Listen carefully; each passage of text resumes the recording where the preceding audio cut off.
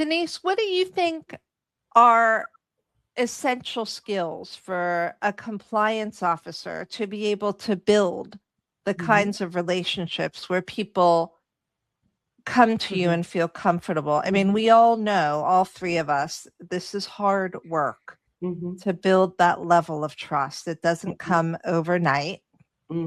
So what do you think, what are the qualities of a compliance officer that would maybe enable them, or they should focus on to build those types of relationships?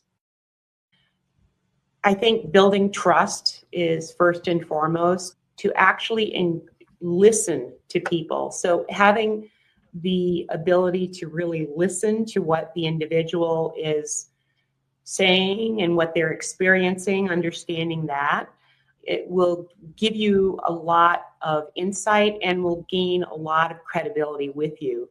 If people know that you really genuinely listen and want to help, then I think that really paves the way. So listening skills and really communicating well. So communication and listening skills. Also having the ability to be flexible. We've talked about that before. You really need to just kind of go with the flow. So being able to just kind of bend and move wherever, the sea is taking you. Don't drown in the sea, just kind of float along with it. And, I think you'll be very successful. Other skills that I think are important, really presentation skills. Having strong presentation skills and knowing who your audience is.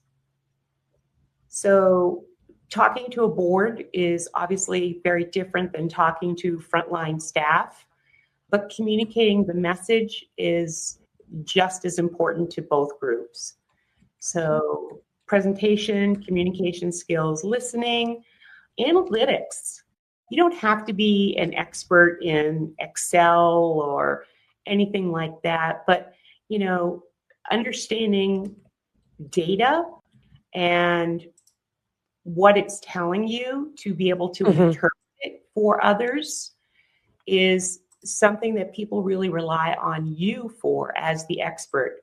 So they're going to say, Denise, here are the audit results. What do you think?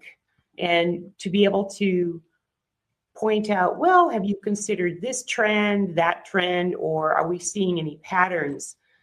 I think an analytics background or having understanding as to how to interpret the data is very important as well. I'm sure I'm missing other skills, but those are the key things that come to mind for me.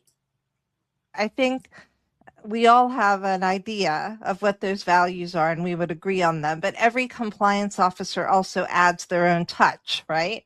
And their own view. That's important. That's the point. I'm going to do an L1. Because I really am excited about this one.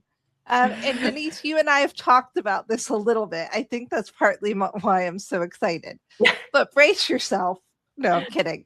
But you talked a lot about it is a very close environment, right? And there are benefits to that can be really fantastic. But how do you manage privacy issues and confidentiality issues in an environment that is so close and so community oriented? Do you mind talking to that a little bit and some of the challenges there? Oh, absolutely.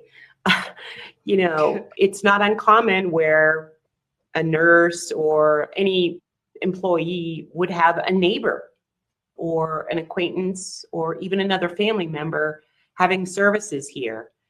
And it's critical from the outset when we bring someone on board as a new employee and very regularly to really emphasize the privacy element. We say, you know what, you're getting care here. Let's treat people with the respect and privacy that they require and they deserve, because it may be you at some point, it may be you. Really emphasizing the respect and that we need to share with our patients. Unfortunately, there are people who want to look at their neighbor's chart and find out, oh, they just had a baby, and I want to know what the gender is, and that's for nice. good reasons, even good good. It's reasons. not necessarily nefarious reasons, but No, right. But really to remind them, would you want someone else poking in your record like that?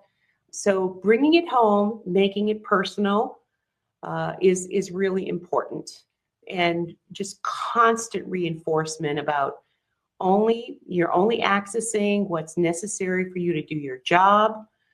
And unfortunately, we have had instances where people looked into other people's records, and there had to be some corrective action that was made. And again, in a small hospital, people may have may feel the effects of that. For example, if an employee is taken off duty for a time, other members, that's more apparent. Yeah, it's very apparent. So it kind of raises the sense of, ooh, this was not good.